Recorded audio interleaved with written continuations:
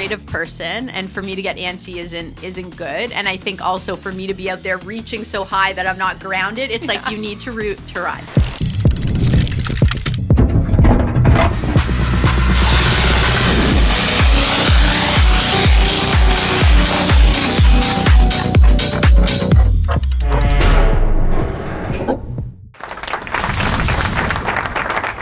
Okay, we're all set? We're all set? Yeah. Okay. Thank you for joining. I am Kate Broddick, and you are in the vault with the Kate Broddick team, and I am so excited to welcome you to one of my favorite female real estate rock stars, both in the real estate world and in the coaching world, Kathleen Black of Kathleen Black Coaching. Thank you for making the big drive from Durham region. Durham region. Yeah. Wow. Oh, my pleasure. And there's just so much to talk about here because, I mean, not only are you an icon in the real estate industry for agents, in the coaching space as well, but there's so many other accomplishments that you've had. Emmy Award winning, author, the list goes on. Like, how did we get here? So we need to start where you started. Oh my goodness. It's interesting because there's different chapters of life, right? But I mean, I started getting into the real estate industry as an investor. So I had young kids and I was newly married, and we were doing kind of the sweat equity. I say sweat equity was my first, middle, and last name. And they really wanted me to get my real estate license. And I always say it's funny to say in, conferences of realtors, but I really didn't want to because I was busy, I was a landlord and I was doing renovations and I had the kids. There was just a lot going on. Yeah. So I finally gave in because I was micromanaging our realtor and I was assessing all the investment options. And my husband at the time was like, you really should do this. So I got into it thinking to build my portfolio.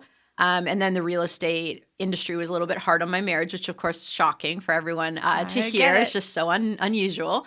And I ended up in the start of a really long, expensive divorce, and I had to make a decision, and I leaned into real estate with everything I had because I think we have similar. I had a dental background, like managing dental offices. Oh my God, that's so funny. Yeah. I just learned a new thing about you. I did not know that. Yeah, I used to be a greeter. It was at the time Canada's most providers in one. So I was doing the schedules and whatnot. And I thought, I could go that way. It's safe. It's set hours, my kids. But when I looked at the future to invest in myself, it just didn't look as bright. That's right. Yeah. So end of first year in real estate, 2 kids under 5 in tow, sold 44 homes the first year. Wow. So it was hectic, you could say. Yeah, it would be. Yeah, it was hectic. And then that led very quickly. Like my sales continued, and then I got into coaching within, I think, 3 years of selling. I was already in coaching, and like my first clients were people today, like Rob Golfi was one of my first clients, like Melissa and Chuck Charlton, like incredible people I love and respect. Mike Heddle was a few years later, but I've coached with him almost 10 years now. Wow. It's really cool. So, and they're great people, right? So, And so you started with Royal LePage, am I correct? No, I started with Remax. Oh, it was Remax Rouge River. Yeah. So I went to Vegas. I got my awards. I have all the pictures. Wow. Yeah. And then eventually you became into, is that, because I see you a lot with the Royal LePage. Yeah, we're their national team coaching partners. That's what it is. So we've worked a lot with them over the year. We've just ended up to work a lot with their chairman's group, which is the national top 1%. Mike Heddle. Yeah. I get that. So, I mean, a very similar start because I started having kids in my first full year of real estate. And that is a lot. I mean, to have 2 under 5 newborns, you're starting to figure out being a mother. I mean, we still don't have all of that figured out with young children, but to have 44 sales in your first year, most agents don't see 44 sales in their career over 10 years because their average is 2 to 3 transactions per year. That's a huge feat in and of itself to figure that out as you're starting off as a new agent. So you must have to learn that pretty quickly. Yeah, I mean, I worked with a team at the time, but I think, having less time is typically a good thing. I'm an efficiency person. So for me to take 3 hours to do something that I could do well in 1 hour frustrates me. Not that I'm, it frustrates me because then I can use that time to do other things, be with my kids or spend time with clients or listen more, be more present. So I think that was a big thing. Like I was always watching what was working at the highest level. So I was a little bit of that shark in a good way of like, I'm watching what's working. Yeah. And I only wanted to implement that because it was sink or swim, right? Yeah. It's like, you got to succeed. Well, as a single mother, Yeah. That's also, right? You don't have a choice. Failure is not an option. It wasn't. So then 3 years later, what made you go the coaching route? Because that's a big pivot. Now you're Yeah. also taking the responsibility somewhat and guidance of other agents who, Mhm. they don't always have it figured out, even if they are being coached. Like, that's a big career change. It was well, and I always say like it's like Steve Jobs. It never makes sense going forward, but Yeah. looking back, it's like I had a psychology degree and women's studies, and people like women's studies, but I actually use it constantly in what I do for listening and understanding power dynamics, things like that. But the team I was working with was just starting the first team-specific coaching company in Canada. So I was involved like at the first event, kind of going through workbooks, like supporting behind, not officially, but supporting and going through everything. And then within 18 months of it being live, basically the owners were in disagreement. That happens. That's fine. And I came in and I was by that point coaching, director of coaching, then became CEO, and then 50% owner of the company. So that all happened within 24 months. Wow. And all of a sudden, and the funny part looking back was that at the time they were like, okay, be director of operations or be CEO. I'm like, yeah, I can do all that. Well, take on director of marketing. So like I literally took on the role of 3 full-time adults, but I was terrified of director of marketing for some reason. I was like, no, I don't know why. I was like, I don't know anything about marketing. Like, how could I take this on? Like, I can do director of coaching. I'll do director of operating. Like, I'll do all the other directors. Yeah. And I'll coach and I'll sell. No problem. But marketing, no. But then naturally, and it's funny, it's one of the things I love the most now. Like when I'm not paying attention to myself, I'm like, oh, I want to write or share or do something. Yeah. Well, you're so creative. And I love that element. So it's ironic, but it's what I resisted. And so you were 50% owner of a company, and then did that offshoot now to what would be known as Kathleen Black Coaching and Consulting? Kind of. The company was in a bit of trouble. There was an agreement, get it out of trouble. You'll be paid fairly, that old story. And I was young and I was just like, it's such a great opportunity. Yeah. So I got it out of trouble. And then the other silent owner was like, well, I think we want to go in a different direction. And I was devastated because I love the work. And still today, like I never cared about it being my name. I just love the work. So there was a little bit of like standing up in a storm for myself, which I'm proud of. I think it's made me the leader I am today. So I got bought out of there and then owned all the content. And then I was able to start my company December 1st, 2015.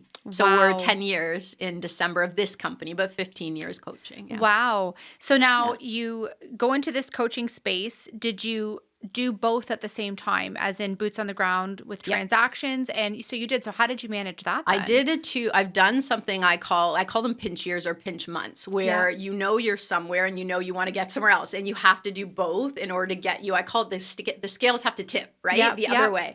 So I committed 2 years that I would fully sell and fully coach. So I got up to like 65, 70 transactions, and I was coaching about 30 people a week. And I had a coaching team. I had a team, right? So we were running. So I was, supporting our coaches and our other clients. And then I got through the 2 years of that.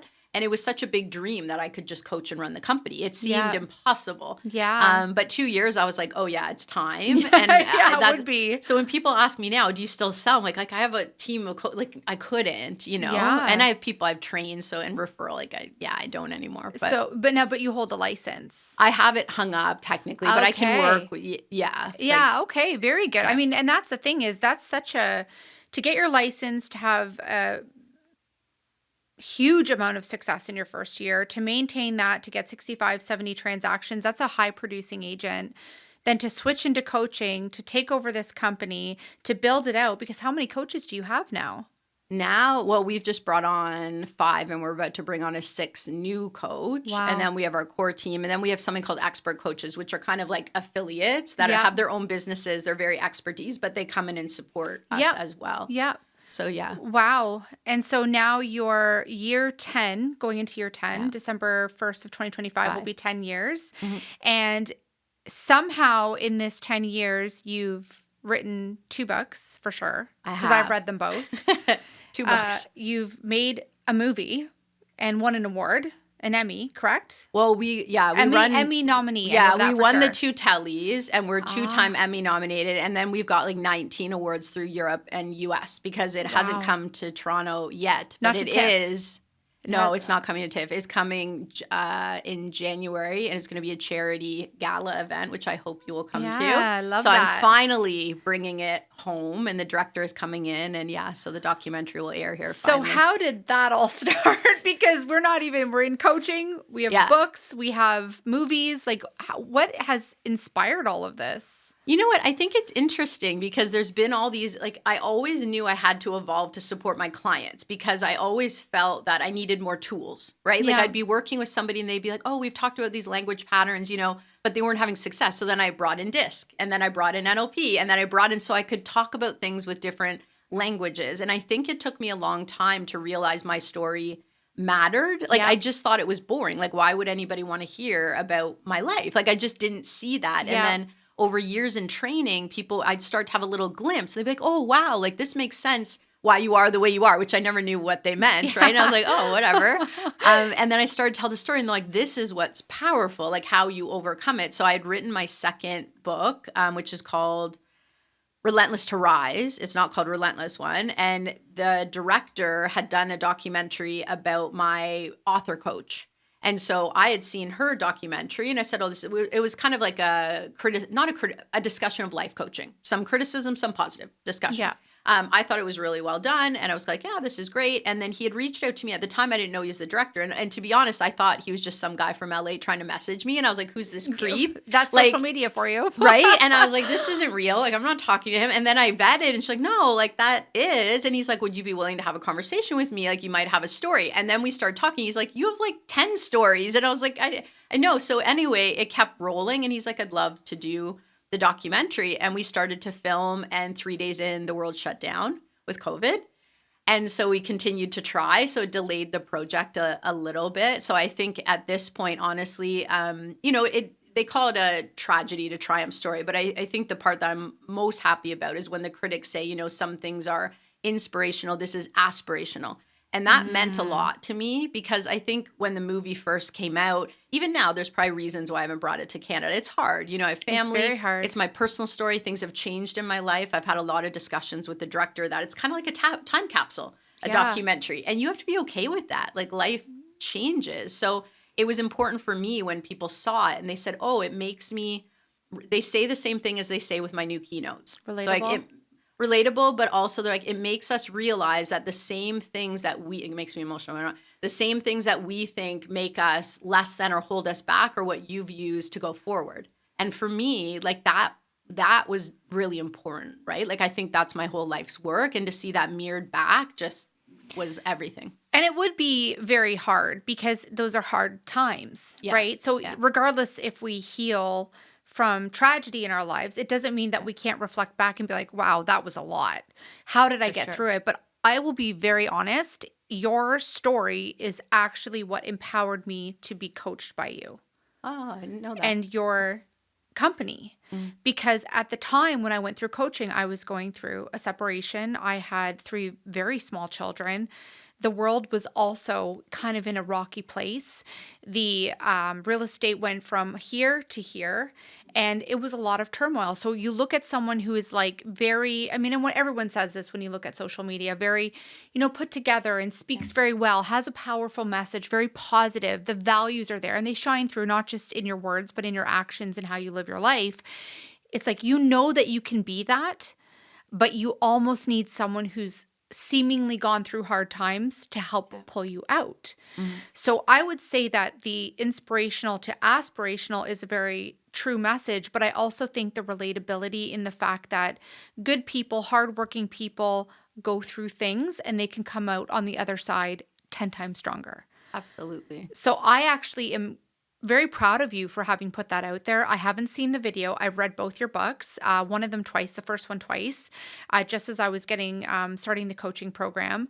And I thought to myself, to have a role model in the real estate space that is as strong, successful, empowering, but also humble and kind is someone that we should all as women have. And so I appreciate the fact that you put yourself out there in a very vulnerable position. Thank you. And that would be hard. Right? At times it's hard. I would find it hard. Sometimes even if you look back on your life and you're like, oh, why did I put that out there? Right? Yes. But in the moment, that's who we were. That's what we were feeling. So I think it's amazing. And I would love, if they're bringing it to Canada, I would love to see that because it's a celebration, right? You can only look back to see how far you've come. Yeah, and I think for us, the charity element, like we're going to do it for shelters, like women's shelters, and that's always our philanthropy. It's my number one. We do a lot of other things, but that's my main. So well, you're empowering women. So now you have this coaching space. Revel Mhm. now has Yeah. Kathleen Black Coaching and Consulting as their coaching platform for our agents, which probably could not have come at a better time in a market that was seeing these Change. lulls and change. Mhm. But whenever anything goes down, it has to come back up. Yes. So I think that's where I really am really grateful you came today, because I know that mentorship, people can call it coaching, they can call it mentorship, they can call it whatever they want. It's having guidance that help you implement strategies that have been tried and tested and have had success. Mhm. It's a listening ear. I had coaching with Marissa. We rarely talked about real estate. And that's the other part that I want to get into is you have this like box of tricks in your coaching, and it's not just you need to do this, you need to do this, you need to do this. It's how are you feeling, what's really at the root of what's blocking your success. Mhm. So how do you feel that the coaching space or the mentorship space would be beneficial in helping agents in today, like joining Revel? Like how is that Mhm. empowering them to catapult their business forward? Well, I think, many, like, we love the work with Revel, right? We love all the people that we get to work with because it's a value alignment, right? Yeah. And it's amazing over the years to see how many people have come to like Ultimate Team Summit and then Kathleen Black Summit. I'm like, oh, wait, they're with Revel now, right? They have an office. It's very cool. So I think that a lot of those people have gravitated to the brand. And there's a freshness, there's a style to it, but there's also a work ethic to it, right? And Yeah. I think this past year it's been interesting because it hasn't been an easy market. And our platform is A, holistic, B, high performance. So that means there's mastery, there's nuance, there's simplicity. And I think in the coaching space in a hot market, it's like entertain me, give me energy, Yeah. all this Yeah. stuff. And then the market comes down and it's like, well, okay, I have that on paper, I have it in a file, but our job is to be like, okay, are we using it? Moving from that knowing to doing to measuring to improving, because I think the best leaders are constantly trying to perfect their nuance. They're constantly getting better and better. Yeah. So I feel those working with Revel with that platform with us, our mandate this past year has really been that, like what's tried, tested, and true, what's working, and who wants to kind of get down to the nitty gritty to make sure that they have the tools to offer value to their clients, but also that they're able to communicate at really high levels. Like this past year, I've said, I feel like it's like a broken record. Like this isn't a market of finding people are ready. This is a market of sherping people through so they are ready and then they will act. Like this Yeah. is that market. So if we don't have that path to help people feel emotionally confident, intellectually, financially, right? They're not Yeah. going to then take action and we'll say, oh, they're just not ready. But it's more than that. It is more than that. And what made you bring on coaches? And I can only speak to Marissa, who Yeah. honestly, I will always say this, transformed my mindset from a place that needed a lot of help. I needed a hug, is what I Uh-huh. needed. Yeah. And she did. She brought me to a place that allowed me to look inside and figure out what the real problems were, not just the market Yeah. problems, not just, the client problems, which are all things that are going to be a constant in our Sure. careers. Yeah, of course. But she helped me dig down inside to say, like, what is it that I need help with? Mhm. What inspired you to bring on these holistic coaches that were offering far more than just business strategies?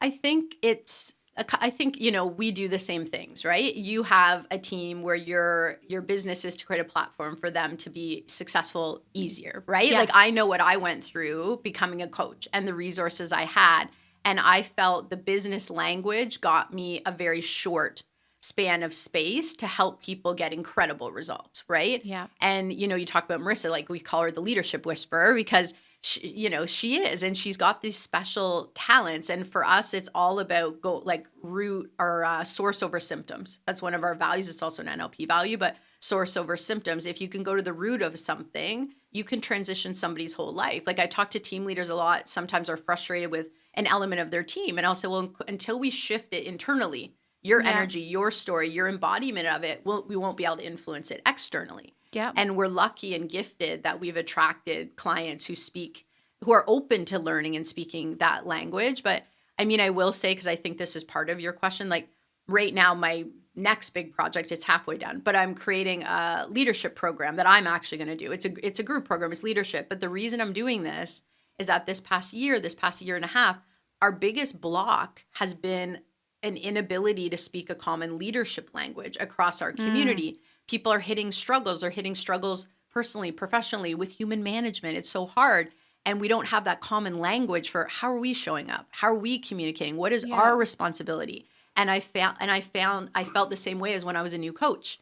I didn't have that toolbox. And now I feel like I have the toolbox, but I need to make sure I'm supporting a community in elevating the toolbox as we do. So that's why I really love coaches who have, in fact, all our elite coaches have to have additional training, whether it's NLP or emotional intelligence or, DISC, they have to have those other languages to support people in breaking through. It's all about communication too, right? You need to be able to sit in front of, and same with clients, for any agents that listen, we need to be able to read the room, right? We need to be able to listen, and we need to be able to respond in a way that is received by the other person. And that's why DISC was always such a great tool. For sure. I loved it when my whole team received the DISC what's it called, assessment. Yeah. And then I'm reading through where it says like how to manage like confrontational situations, how to speak to them. And I was like, oh God, I'm doing this all wrong. Because if they are like high on the D or C like me, I think you're high similar. D and C Yes. as well. Or if they're like high I or S, the way you communicate with them has to be how they will receive it. Yeah. So I can see where your leadership would need to have something a little extra than just, this is a buyer presentation, this is a seller presentation. These are, how do you measure or track, right? You need to be able to effectively communicate that with your, I guess, your team leaders or their teams. And so when is this starting to come out then, this leadership? Is it like for team leaders, or is it just for like high performing agents?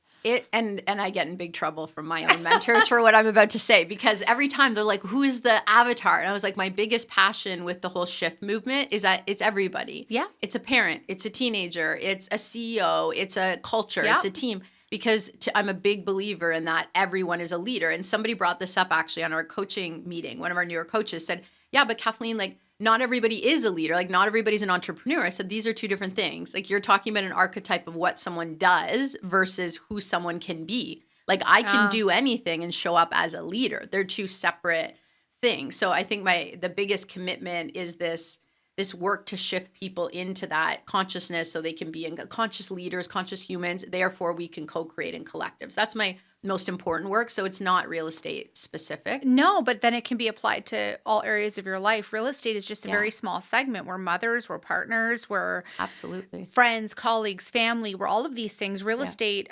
I believe my shift in real estate and being a better leader than I had been when I first started my team has created a environment or a landscape for me to be a better mother, to be a better friend, right? So I get that you're trying to speak to the person who may not feel like they're a leader but wants to be. How do I get there? Or the person who on the outside is a very successful leader, but they're like, oh, I thought I was selling real estate, but I have this and this. And like, business isn't easy. I always say you want the biggest personal development journey, start a business and support other people. Like, or emotional journey. Yes. Whichever. Yeah. Right? But it's doable as long as it fits in your lifestyle. Absolutely. Which brings to my next, because ever since I've known you and have watched you on your platforms, one of the things that I've always admired about you is you work hard, but there has to be some level of harmony. And that was my favorite thing I've ever learned from you, was you'll never have balance, but you will have harmony. And so when I watch, you from your social media, and I see you driving this business, and a very hard business during the last couple of years in real estate, which would ultimately mean coaching would be hard too. Sure.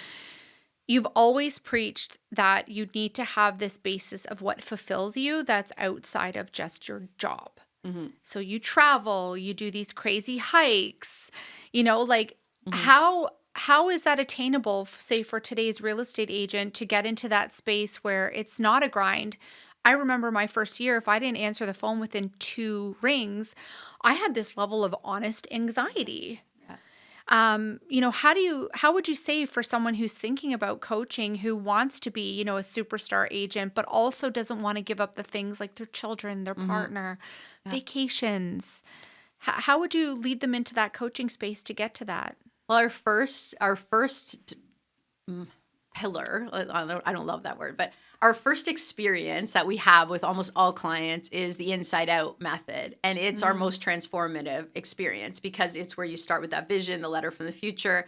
Depending on your coach and how open you are, some people are more open. Some people dive really deep into their values, like really deep into, what's guiding me? What's driving me? Okay, how is this helping me and how is this hurting me? And then goals, and then reverse engineer their business plan, but then a perfect weekend momentum makers. And I love momentum makers because they're the things we have full control over no matter what. I'm like, anything could be going on. And I have the ability to go to yoga or make my calls or show up at the office, right? But I think I'm always careful with this because we have different journeys and seasons of life and of business. And I find sometimes people are newer in the industry and they're asking questions like this, like, I need to be home with my family and I need to do things. I'm not a believer in hustle. I'm a believer in flow. And I think the more I do my momentum makers, whether it's personally, professionally, as a parent, whatnot, the stronger those areas of my life will be because they flow. I always say I create the current. You can put rocks, but you create the current, right, of your business and your life. And there are boundaries around that.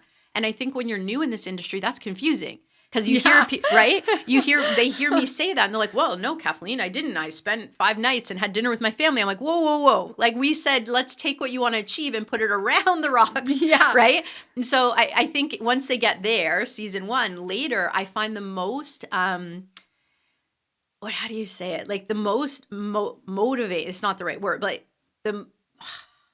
the biggest decision, like discernment decision that changes leaders' lives is something like that. It's like, I choose that I'm not willing to do this business unless I can go away for 4 to 6 weeks twice a year. I'm not willing. I won't do it. I'm not at my best. Like I need to be on a mountain. I need to be hiking because for me, that physical transforms my mental. It expands me and I need it. So when I have clients, like right now, I have a client who's made this decision and she's already she's a top 1% national leader. She's amazing.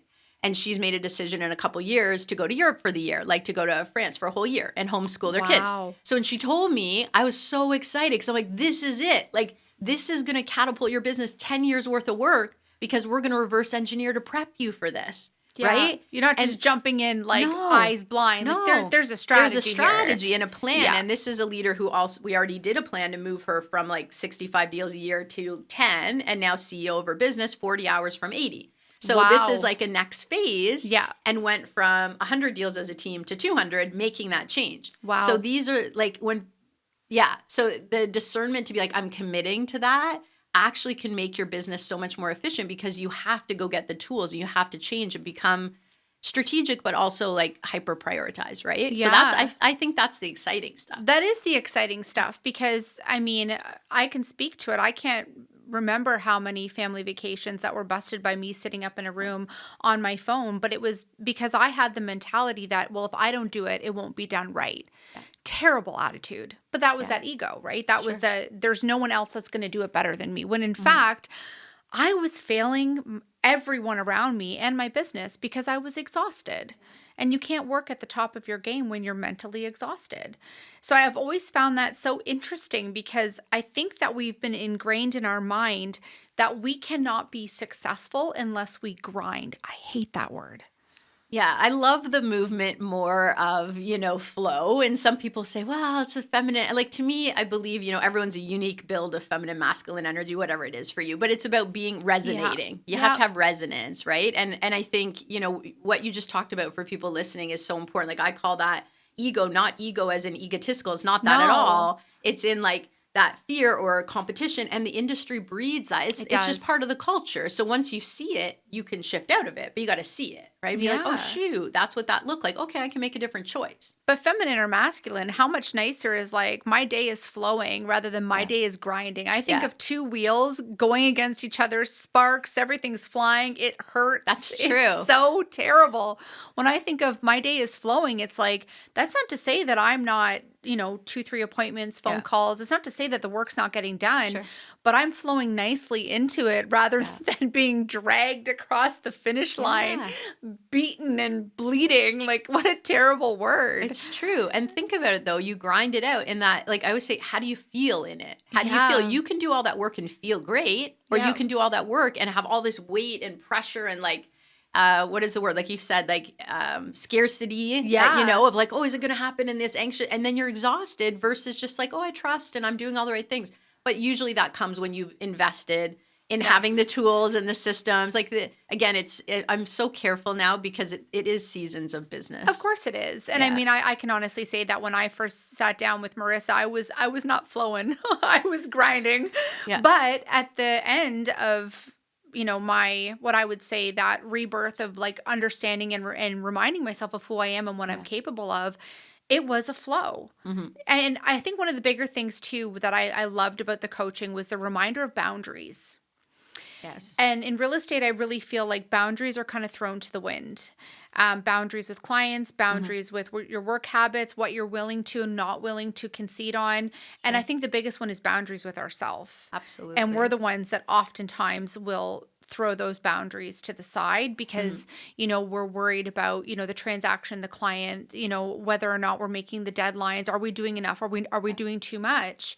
And I think the coaching space, if anything, because I do believe that you can get into a rhythm and kind of create that buyer seller strategies, but I think the coaching space really puts into perspective what it is to be an entrepreneur, and that's to run a business with effective strategies that hold yourself accountable without removing your boundaries. Absolutely. Where did that come into play with your coaching? Because that, I know I can tell you, the Tom Ferrys and some other Buffinis, which are great coaching platforms. They've done exceptionally well. They work for people.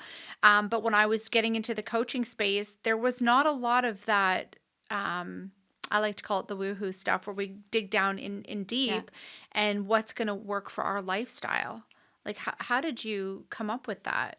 Well, I think because I'm an entrepreneur who's been expanding my business, and my boundaries have been beaten up. and I think you have to know who you are, and I think boundaries are constantly challenged, right? Like you can get another phase and have been good for 5 years and be like, oh shoot, like that's back again. Like I know what mine are, I know when they're off, right? And to look for it. So I think in the coaching space, I think there's a need for it. I've talked to you before about like I didn't realize for several years that my language is energy. I didn't know that. So I would just talk to people and think they knew what I meant. And finally a mentor's like, they don't know what you're talking about, right? I'm like, yes, of course they do. Like, what do you mean? You just increase your frequency. And she's like, no, you need to explain it. And so it just, to me, I would always explain to people like, if I feel blocked, like I'll go for a bit of a jog and then I can get 2 hours of work done in 1 hour. Like I just morph time. You just bend time. And they're like, oh, okay. And to me, I just thought this was the most normal thing in the world.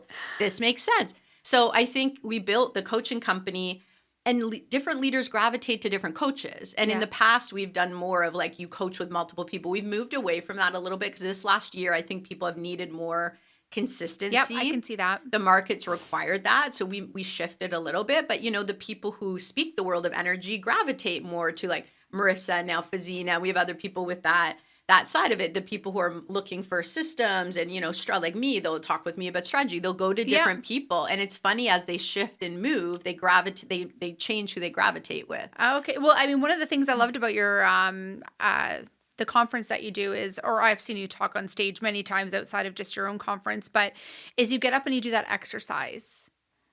The breath work. That's right. Yeah. And so that to me, I love new things. And when someone introduces something to me and I'm like, I've never seen this before, I'm not actually put off by it. I lean into it because I want to know more about it. Mm-hmm. Because that to me is a testament of how you actually run your business. Let's take a step on stage. Let's breathe all of this out and find our own space within the room. Yeah. Where did you come up with that?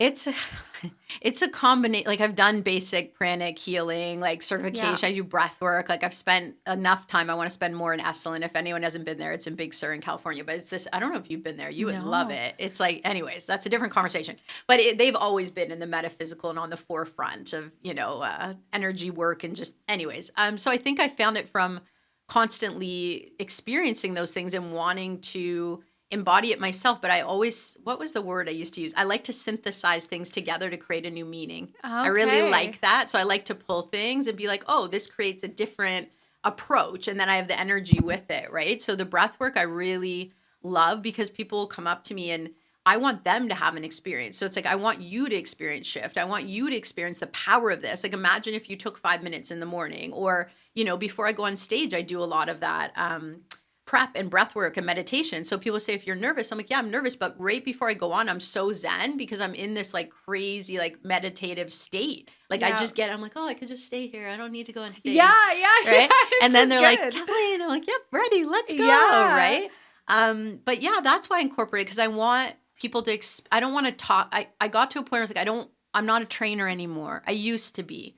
I'm not even really a coach anymore. I know it's dangerous to say. My team is. I have a team of coaches. But now I'm somebody who facilitates experience and transformations. Yeah. And that's my calling. And I hope, and I do believe from most of our clients that our company is a container for that. Yeah, and it's also up leveling yourself, which is talked a lot about within the Kathleen Black coaching, especially with Marissa. I mean, one of the biggest things she ever taught me, and it's one thing that I still do to this day and always will, is I'm an empath and I wear people's energy and I get drained very easily. And so when we were able to move into more of the practical approach to my meetings and my business, one of the things that we used to do is I used to call it suiting up. So I would be in the car and I would envision myself walking into this listing meeting, meeting the people, having the conversation in my mind on how I wanted it to go, envisioning that, for sale sign, I got the listing already. I already know how this process is going to go. But one of the things she taught me was to literally suit up and put like an armor around me that didn't allow me to suck people's energy in and wear it. And I do this before every single listing meeting. And even my partner, Adam, I'm like, this is what we need to do. We need to suit up if we're going to go out in public, like big galas, because I wear people's energy. I hear this buzz and it sticks with me. And that was such a awesome visualization that Marissa gave me during our coaching. And I just loved it. So when I saw you up on stage multiple times doing this exercise with the audience, and it was like a visualization and almost just, to me, it felt like I was pinning my place within my space. And that's how it felt to me. And I just loved that about your coaching program. And I love that you said that, because there's kind of ancient indigenous beliefs, right? That you pull up, like the yoga principles, like root to rise. You pull up the grounding energy and you let go what's stopping your grounding. You pull down the inspiration, you let go what's stopping. And it's a different breathwork principle, but it reminds me of what Marissa talked about. And it's very powerful. It's incredibly powerful. One of the best things I ever did, and I still do it every year, is the letter to the future self. And I'm not going to say the whole thing because I've always kept them to myself, but I carry it around in my bag every day with me. Is 1 year in 2022, I visualized taking my children to Disney. And she had me in a place where I was visualizing so much that the smells, the sights, even like the feeling of air around me, how it felt, the temperatures. And I'll never forget, that year was probably one of the most accurate. I think I was just in a space where I held on to what I needed. And one of the things that I had written in this letter was there was a big candy ball machine and Finn went and put a quarter in it and down came a red gumball. And we did go to Disney that year, and all of a sudden we were in the middle of Magic Kingdom, and off to the side was this big gumball machine, and he asked me for a quarter, and he went over and down came the red gumball. And it was like something that I had seen in a movie, and I couldn't believe it, and I couldn't wait to open that letter, but I didn't do it until December 31st that year. And it was impressive. Not everything is going to be exactly, but it was amazing how accurate it was. And I was like, and what I love about it so much is it's, I always say the first year, enough comes true to make it a bit uncanny. Even if you're not a believer, like, that's kind of like, maybe there's some synchronicity. The second year, it's a little bit more. But after what I explained that I love about it so much is like, it's proof of your ability to influence and create. It's proof of your personal power to direct yourself positively. And when people forget that, they don't build. They get stagnant. They get depressed. They get fearful. They lose their hope, right? That's a big one. They lose their hope. Yeah. So I loved that. And so I would really encourage anyone who's thinking about, the coaching space and mentorship to lean towards something that's a little bit more holistic, like your company, because I will say that, some days I feel like I'm uncoachable. I just said that to you before we came in here. Sometimes, the old dog in its own ways. But the one thing I will say that was completely transformative, that has given me so much hope, but also so much encouragement, empowerment to keep moving and to keep creating in my business was the platform, that holistic measure of really tapping into what I needed, Yourself. for myself. And I would say that was, I will forever be grateful for that. And I will always give credit where it's due. And yourself and Marissa and that coaching space brought me out of something that I needed. Basically, I needed someone to send me a life raft, or to build a raft for me, because I wasn't in the space to build it for myself.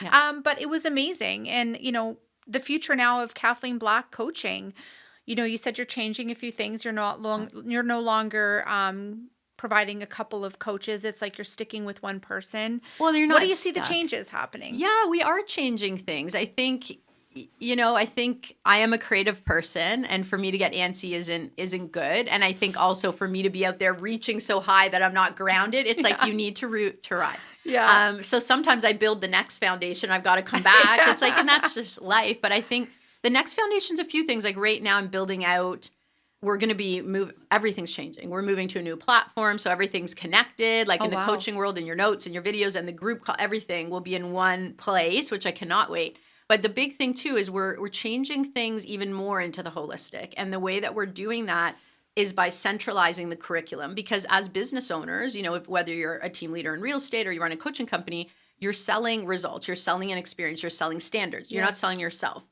And it's always tricky to have consistency without taking away the art, the magic, right? So we're over time creating curriculum for the science of the business, what I'm known for most, ironically, the systems and the procedures, because we have so much of it, where there'll be curriculum for that, but the coaching time is not for that. The coaching time is to support, is to handle any obstacles, it's to practice, it's to bring you as a human, whereas the learning time will be there. And the coach will still guide it, but I really feel powerfully that coaching's gone so much into automation, and I feel so powerfully that our biggest success stories, our biggest transformations have been human to human. There's no question, and I 100% agree with you. I was doing quantum time releases with Marissa 3 times. I won't get into that because it was messy on my end, but there's powerful. No way that could have been automated. No. The experience, the outcome, even just the emotional release. I will forever be in favor of human to human. Yeah, it's a thing. And, sometimes now people ask with coaching, like, do I have a coach or is it someone checking in? I'm like, no, you have a coach. Like, they're your coach, right? Like they're coached by me, but they also have their own certifications, their own training. And I think we grow in safe spaces, right? Yeah, so if I don't have a safe space, I can't tell the truth of what's holding me back. Maybe in coaching a lot, people can get really stuck and they project on their coach. So I have to train our coaches and support them a lot, because if I'm not ready to do what I need to do and you're willing to keep trying harder, it's the coach's fault. They should be doing more, right? So for coaches to be able to hold safe spaces so people feel comfortable and you can do the work you need to do, I think it's an important thing. So we're still trying to have the best of all worlds, group options. We still have the automated programs, or we'll have more, but we'll have even more of the human element, which I feel really good about. I also feel really good about that. And I mean, there are things that you had that vault. Yes. The vault. Yes. Where it had like, oh my God, you could spend eons in that thing. Like you wanted some kind of a presentation. You had it. You had like objective, what's it called? Objection handling. Objective we have handling. all the systems. Scripts. Oh my God. Everything was like so well organized and so well laid out for you. But I do still believe that the difference between yourself and your coaching company and other people, which still have wonderful businesses, is that one-on-one, holistic, let's get down to the root of you, because your success has to come from you, right? We can provide all the systems and it's great, but if you've got blockages and barriers within yourself that you're not being able to get yourself out of, we need to deal with those first. And so I commend your entire organization. It's classy, it's educated, it's, I think, paving the path for something that hasn't really been done, or hasn't been done to the level that you and your coaches have done. And so I think it's, if anyone's looking for a coach, Rachel in real estate. Oh, she's amazing. I always say Rachel in real estate because her and I have a joke about me not being able to say her last name. We've had many chats about it. Like it's that self-development that came from your coaching company that I think is unparalleled. Thank you. I appreciate that. It's, we're trying to build that collective. So we have it and people emulate it who are having teams as well. But I mean, I think it's important for me to say as well, it's different. But even in the time you're within our community, Kate, like I got to see from the outside, I'm not in your soul, but the transformation, and to have you come and share that talk at Summit that was vulnerable with your journey and I know you've shared a couple times after, which I was really happy because I know initially you weren't sure if you were going to. I didn't sleep for 3 days after. Yeah, vulnerability hangover after sharing your story is a real thing, like for anybody, but I was so proud and impressed, and you held space, and again, people could relate to it, and they also saw a different side of you. I was like, oh wow, she did go through all that. It's like when people say to me, what do you mean you're not perfect? I'm like, are you crazy? Like, no. Come with me on a Thursday. Right? Yeah, no. So yeah, like it's a mirroring process, right? It is. And that's the hardest part, is you got to hold up the mirror to yourself and say, where can I be better?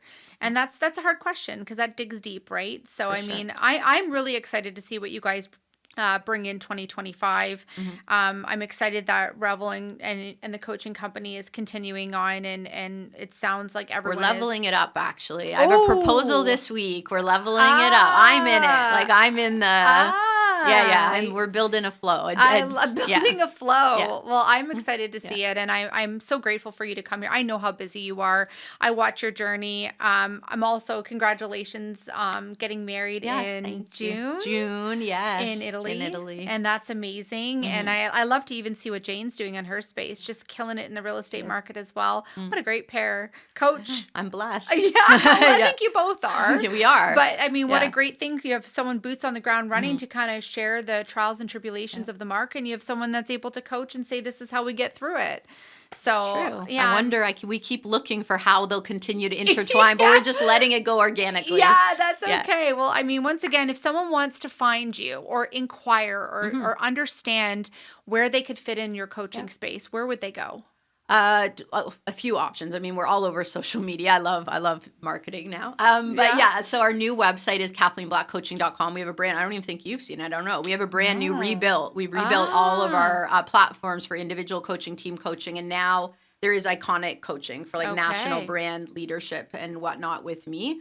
So you can go on our website, social, and then in January, we're bringing our conference to Toronto for the first time, which is a 2-day leadership experience specifically. And one of the nights is the documentary premiere. So we're very excited about that. So if you haven't come out, because we've been in Niagara, this is a first for us. January 9th and 10th, we are in Toronto. Oh, I love that. So it's no longer being held at the Fallsview Casino. Next year, we're going to be back for our 10-year with a bigger conference. This year is about leadership, proximity, intimacy, like our journey. I love that. From this year, I felt I needed a different feel. Yeah, that's okay. That's okay. Well, so I mean, Instagram, Facebook, just Google Kathleen Black, and I'm sure it'll be led there, and they can get a hold of. Well, we want to thank you so much for coming all the way from Durham region, all your knowledge. I can't wait to see what's happening with Kathleen Black coaching in 2025. Shout out on social media. It's Kathleen Black Inc. _ Yep, Kathleen Black _ Kathleen Black Coaching _ There you go. Pretty easy to find. And stay tuned. Kathleen's podcast will be aired in December to finish off the year. Thank you again for joining. Thank you. Thank you, Kate.